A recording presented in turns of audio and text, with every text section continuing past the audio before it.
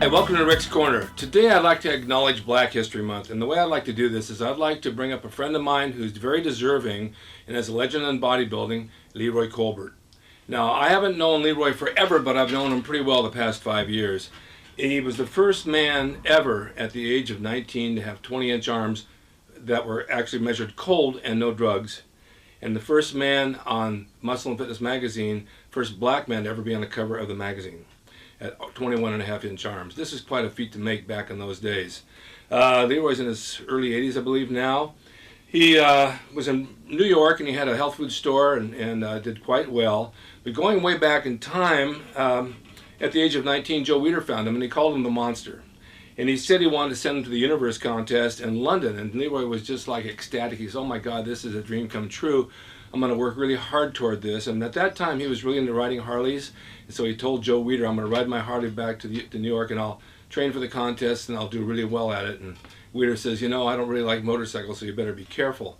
Well, on the way back, he had an accident. The car came head on. He got out of the way.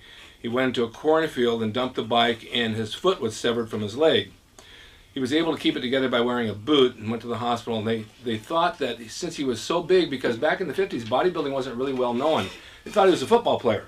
So they said, we're going to save your foot and get you back in action to be back on the field before you know it. You know, I'm not a football player, I'm a bodybuilder. You know, it's a whole different ball game. This was his chance to really make it big in what he wanted to do. And he had competed in other contests and won some trophies, but it kind of hindered him because of working legs, with a bad foot. It wasn't going to be like it used to be.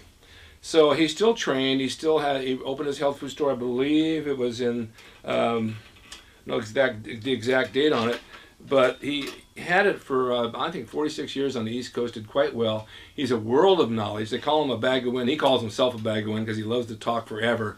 But he's a really great guy, and he has amazing knowledge of health foods and training, knows what works and what doesn't, and he's a good friend to have. I ran into him several years ago here on Ventura Boulevard, and I'd go and sit with him in the back of the store, and we'd talk forever about bodybuilding. He was friends with all the greats like Steve Reeves. He and Arnold were really good buddies, and Franco as well, but the bodybuilders of the 50s were really close friends with him as well. He knew everybody. And on his wall in the store, he had all of them bring photos and sign them to him, and there was just great bodies all over the place. Leroy is a good guy. He's a really good guy. He's widely known in the 50s, and he just never stopped training. He still trains. He's 80-something years old now, and he still trains today and stays in decent shape. He sold his store. He closed it down, I think, about 2 years ago, and he moved to Nevada. We stay in touch. He tells me what he's doing. He's got a YouTube channel he's working on as well, giving advice, and he's a guy to listen to because you'll learn a lot from him. But I'd like to salute Leroy Colbert for Black History Month. I think he's a legend, and he deserves it. And I posted some photos along with him as well. And I just think he's a deserving guy of being noticed. So, Leroy, we salute you. We love you. You're a wonderful friend. You're a famous bodybuilder. And you're a legend that will never die. We love you so much. Thank you very much for being who you are here on Rick's Corner.